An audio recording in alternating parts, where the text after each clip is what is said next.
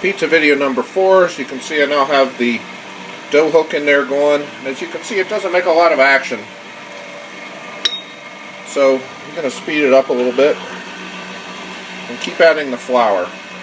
And I'm going to pause the video and come back when I've got pretty much all the flour in that I want, because otherwise it'll be boring, and I might have to crack open a beer at this point too. NBI Pizza video number 5. I highly recommend the Susquehanna Brewing Company Pils Noir while you're making dough. I've been kneading it for about 5 minutes and slowly adding dough, and we're getting pretty close to where I call it done. Now, I don't get it so dry that the dough completely pulls away from the sides of the bowl, like is often recommended in different recipes. In fact, depending upon the heat of your oven, if you're cooking really hot, you get better results with a wetter dough, but it's more difficult to handle, so I'm going to make kind of a standard degree of hydration with this dough. So hopefully this isn't too boring watching this thing spin around, but it's looking like maybe a touch more flour is needed.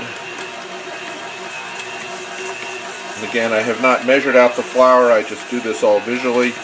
Now obviously when I had my pizza place, I did scale these recipes up, I did quantify everything, and I had a nice 10-quart mixer initially, and I still have the exact quantities used to make dough in that size mixer, but it's still fun at home, and I've done it so many times by now I can just do it and it comes out right.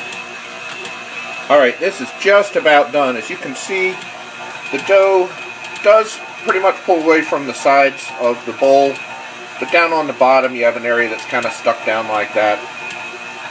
And you don't want to over knead the dough, so I'm just going to speed it up here for a minute or two, give it its final kneading, make sure everything is well folded over. You'll see it kind of throws off a piece and then folds it back on itself a couple times.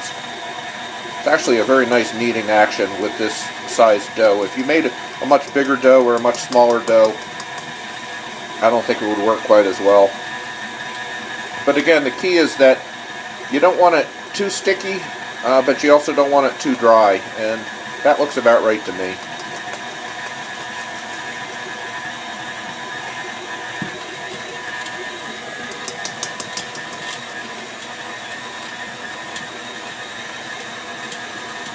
And I by no means claim to be an expert. This is just how I figured out it works for me.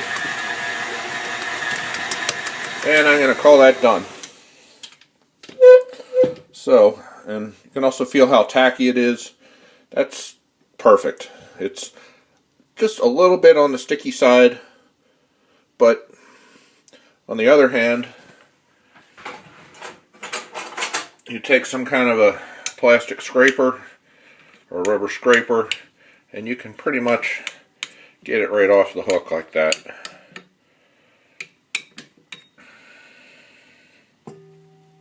So